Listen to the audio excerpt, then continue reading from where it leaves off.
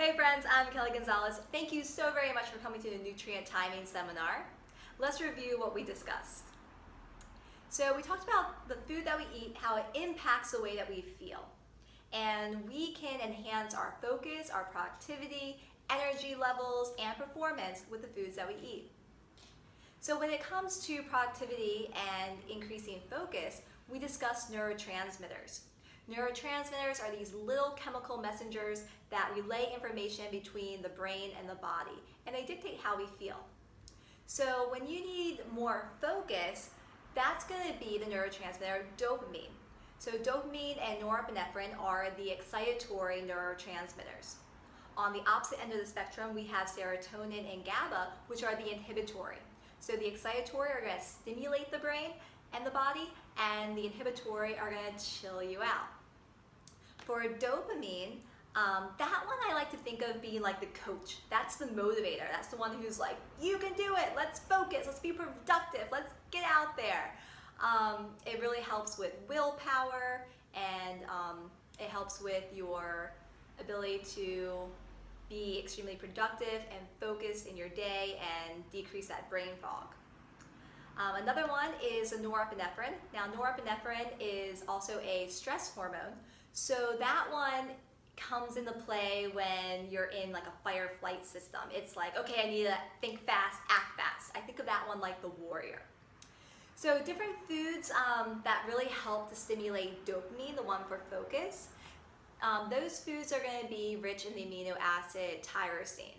So all animal products, meat, eggs, chocolate,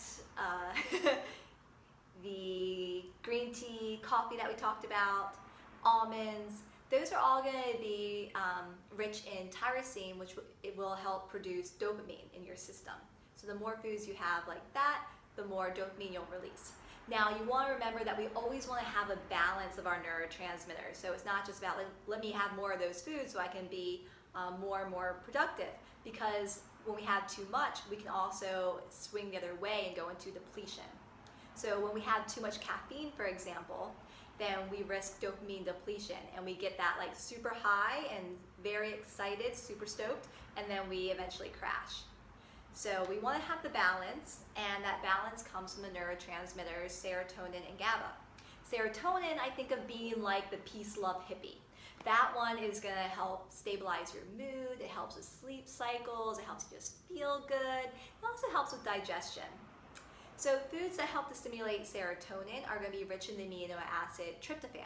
So turkey, quinoa, amaranth, what's another one? Kefir, salmon. Those foods are going to help you with your serotonin balance. Another inhibitory neurotransmitter is GABA. That one I like to think of being like the commander. That one's like super calm, very cool, very chill. It's when the everything's kind of like firing, like norepinephrine, and you're like, oh, I gotta do this, I gotta do that, and your body and your mind's very excited. Well, GABA is the one who's like, we got this under control, and it helps you chill out. So when it comes to eating for your focus and your productivity, you can really set your day. Maybe in the morning when you need to be more productive at work, you have foods that are richer in tyrosine to release dopamine. So maybe you're eating more low carb in the morning and at lunchtime. And then let's say like in the evening you're going to go work out, and then after your workout you have something that is a little bit more rich in serotonin, like you have something that's richer in carbohydrates. So then your body can recover, and you can also sleep well. All right, so that is talking about focus. Next up, we talked about energy. So energy, we talked about how you can eat small meals throughout the day to help stabilize your blood sugar levels and help with a steady level of energy throughout the day. But in addition to that, you can also do fasting.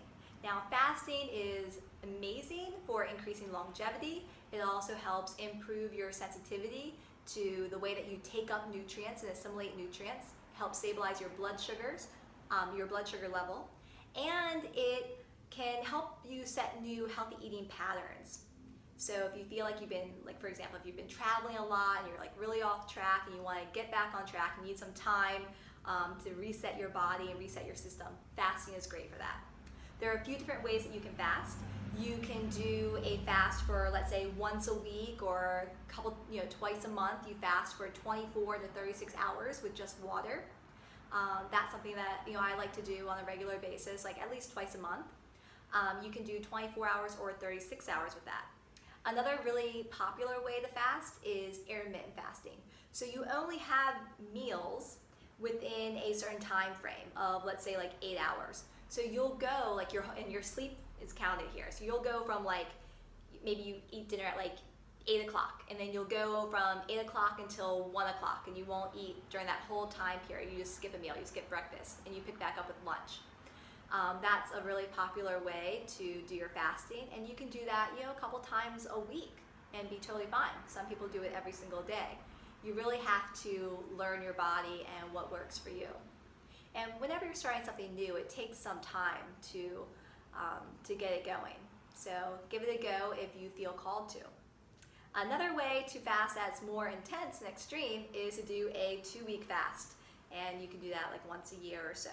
I don't really recommend that because I think that would contradict what we were talking about with increasing productivity and focus. But if you feel called to it, or if it's for a health reason, then by all means, your body, up to you. All right, in addition to focus and energy, we also talked about performance, and so many things in this seminar. So with performance, we talked about how it depends on what you do and the fuel that you're using. When you're working at a low intensity, let's say you're just doing some walking, you're house cleaning, you're doing like Tai Chi or Qigong, or you're doing a low intensity Hatha yoga, something like that, you're primarily using fat as fuel, so you can keep your sugars very low. You can work with a low carb diet and not have to eat that much even too. And you won't have those crazy cravings. But if you try to do a super low calorie, low carb diet when you're working with high intensity, let's say you're going to CrossFit, and you're swinging kettlebells, and you're sprinting, and you're climbing ropes, and you're lifting super heavy weights, you're going to need more carbohydrate in your diet. Because the higher the intensity or the duration, the more that we're going to need to tap into those glycogen stores within the muscles, and we're going to need sugar to restock them because they can get depleted. So what you want to do with your workouts, your intense workouts, is you want to make sure that you're bookending your workouts. You want to have a little pre-workout snack with a little bit of carbohydrate to help fuel you, a little bit of protein in there too. And then afterwards, within 30 to 45 minutes, you want to make sure that you're having some protein, some carbohydrates. Now this is a great time. If you're craving something like a Blue Star donut or something, then right after a really intense workout, that's an excellent time to have that little bit of sugar, because your body is in a state that it's going to soak it up and use it much more efficiently. So sugar is not totally off limits. It's just doing it at the right time to optimize the way that you feel and the way that you perform. So bookending your workouts with your pre-workout, post-workout. Really grateful to RX Bars for sending out samples for everybody. That's a great real food bar that you can do after a workout, or even as a 3 p.m. snack, middle of the day. So definitely check them out. Also, a big thank you to our friends over at Shahari Matcha Cafe for bringing in their ceremonial matcha green tea. Green tea is so amazing for all the antioxidant benefits, helping to fight free radicals. It's also lower in caffeine, so it can be a more sustainable focus, that dopamine producing food. So that's the option for you there. Thank you so much for coming. I really appreciate it. We're going to be picking up with mindful eating next week, and then the week after we're going to be talking about how to organize your own unique customized plan, because there is no diet that's perfect for absolutely everybody. I mean, besides eating the basics, what we talked about in our first seminar, eating real food, ditching the processed food, taking care of your gut, being mindful of not too much sugar, drinking enough water. Those basic lifestyle factors are key for everybody. Get enough sleep, getting your exercise in. But when it comes to really feeling out what is the right diet for you, it really takes some discernment and some experimentation. So we're going to be talking about that for the next 2 weeks. I look forward to it, and I can't wait to see you guys again. Thank you so much, and I will see you next time.